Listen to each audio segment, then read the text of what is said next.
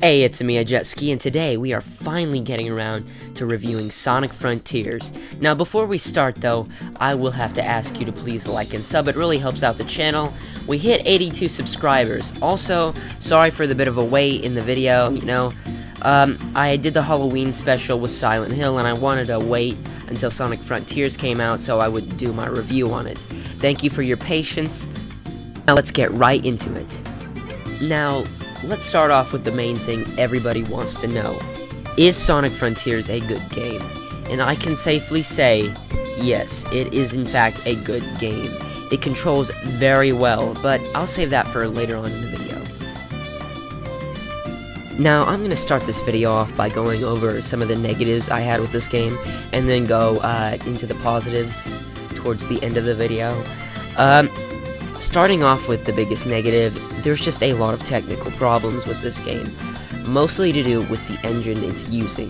Now, I'm not talking about physics-based, there's not physics problems that are related to an engine specifically, mostly graphical, and that's the Hedgehog engine that they're using. If you don't know what the Hedgehog engine is, it's a graphical engine that Sonic Team themselves created specifically for Sonic games. But the problem lies in how they use it in this game. Now, the problem with the Hedgehog engine when it comes to this game specifically is the fact that it was not designed for a big open world kind of game.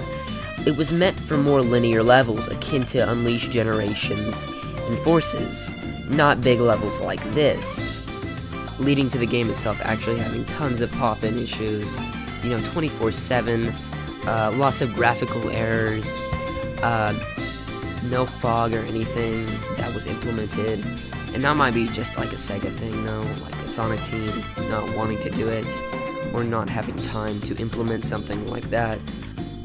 Now this actually leads me to my next biggest complaint, and that's the fact that Sonic Team themselves had to cut so many corners, especially towards the end of the game. You see, the last two islands of the game are completely full of reused assets from Kronos Island. In fact, one of them is literally just a section of Kronos Island, and the other is just straight up a straight tower that is completely made up of Kronos Island assets. That is also not the only corner they cut, because unfortunately this game uses a lot of 2D towards the end of the game. Now 2D is only really a problem at one island, and that is Chaos Island. Now 2D is such a problem for one simple reason: it completely interrupts the flow of gameplay.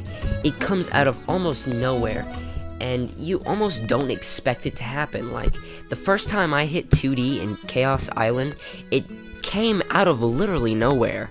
I was not expecting it. In fact, I didn't even think there was 2D in the open world until I got to Chaos Island. And that leads, I guess, me to my next big complaint, and that is Chaos Island as a whole. Something is just wrong with it. It's clear that they had to cut so many corners with that island, and it just does not feel finished. It just does not feel finished in the slightest. The next thing I'm talking about, I'm not really sure if I'm going to classify this as a negative or as a positive, because I have a lot of mixed emotions on it, and that is cyberspace. Now, cyberspace is not bad. It just, something about it feels slightly wrong. Now, what do I mean by that? Well, I'm going to get straight to the point. The control is just not meant for this kind of level design. Now, if you didn't know, cyberspace actually reuses a lot of level design from previous Sonic games, mainly Adventure 2, Generations, and Unleashed. So, you'd think the boost level would actually work for this, but the way Sonic actually controls just does not mesh well with this level design at all. And yet, there are some positives to this. It feels new despite being completely reused assets and level design, and it's actually kind of difficult. And I guess that kind of leads it to being somewhat fun and somewhat interesting, I guess. It's really hard to explain, honestly, because as wrong as it feels at points, it can be so fun because it is so difficult. Like, it's really hard to get S ranks on some of these levels. Some of them are very easy, and yet some of them are very difficult. Time is hard to keep up with, and it's honestly interesting to speedrun these. So, this cyberspace stuff is not completely without its benefits, I guess. That's honestly all I can think to say about cyberspace. On to the positives, which there are quite a few of. Now, I just listed quite a few negatives. However, surprisingly, the positives completely outweigh the negatives. Starting out with the biggest positive is Sonic's overall control. Now, I'm not gonna lie to you, the control in this game, specifically for Sonic, is the best he's ever controlled in a game. And that includes Sonic Adventure. He is just the most responsive he's ever been. In fact, Sega completely just lets you change it yourself. I'm sure most of you watching this already know that, but I think it's important to include stuff like that. I think the best it feels, and when it's at its best anyways for me personally, is when you get the maximum amount of rings, you get this super boost, and it's so fun to go through the world as fast as physically possible. It's so fun, and to launch yourself off cliffs and do tricks, or to jump off rails and get to places that you didn't think you could even get to. It's so cool, man. Another cool thing is the combat. Now, the combat is some flashy, crazy stuff, and it is so fun. Now, the only problem with the combat itself is that the enemies are somewhat lacking in creativity, but the combat is so fun. Another great thing about this game, the bosses, bro. They are by far the best bosses in the entire Sonic series. Giganto is awesome, bro. The fact that you have to climb up him like Shura at first, and then you get to the Emerald, and then you go super and start beating him down is so awesome. It is definitely some of the best bosses in the entire Sonic series, bro. Entire series. That's a lot of games. And I can safely say this is the best it's ever been, specifically for me. Now, getting back to the combat, I think it works very well for what it is. I like the spammable kick attack that you can do with the left trigger. There's all kinds of stuff you can do, the combos. I also like the skill tree. However, I did get most of the stuff unlocked by the second island, so you know. I think, for the most part, it's a pretty big highlight of the game. Now, the open world would not work as well as it did without the overall control, and as I stated previously, this is definitely some of the best control in the entire series. In fact, I think that's the main reason people are going to go back and play this game, is simply just because of the control. It's one of those games that, if it did not control well in the slightest, nobody would like it. It would just be a huge, kind of really mediocre game, and I'm so glad they spent the time to really work on Sonic's control, and he feels so nice, so fluent, and you really feel like you have 100% control of him.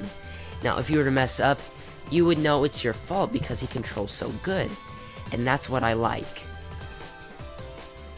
Now, another huge positive of this game is the writing and story. Now, if you didn't know, the absolute Chad that is Ian Flynn wrote this dialogue for this game, and he completely knocked it out of the park. The interactions are very solid. Honestly, bro, it's crazy. Another big positive, besides the story, is the voice acting. Now, nobody has actually given credit where credit is due here. And honestly, I think I might be the first to say, Roger is killing it in this game, bro. I never once thought, oh, dude, Roger, bro, get good, like I have in the past. He actually sounds cocky, he has that Sonic attitude, and it's so good in this game. It's almost unusual for me, personally. Now, I've actually never been a big fan of Roger as Sonic, but bro, he is killing it in this game, dude. Honestly, bro, I might be a big Roger supporter now. I might put him above Drummond now. Maybe not Jason, but come on, dude. He's good. He's good in this game, bro. Also, another big positive is how they actually took the time to have character arcs for each character that Sonic visits on one of the islands. I liked a lot of the Amy and Sonic interactions. The Sonic and Knuckles interactions are just fantastic, bro. I'm glad they finally decided to, take advantage of these characters and their personalities. It took forever. Also, I'm super thankful that they finally went out of their way to fix Tails' character. They brought up all the stuff about how he's been acting like a wimp for the past couple of years, and it's great, bro. I'm so glad they finally got around to fixing his character. In conclusion, Sonic Frontiers is a really solid game. It's definitely worth your $60. It's no masterpiece though, it has some problems, but its positives much outweigh its negatives. It was Amiya Jetski, and I will see you next time. Bye bye.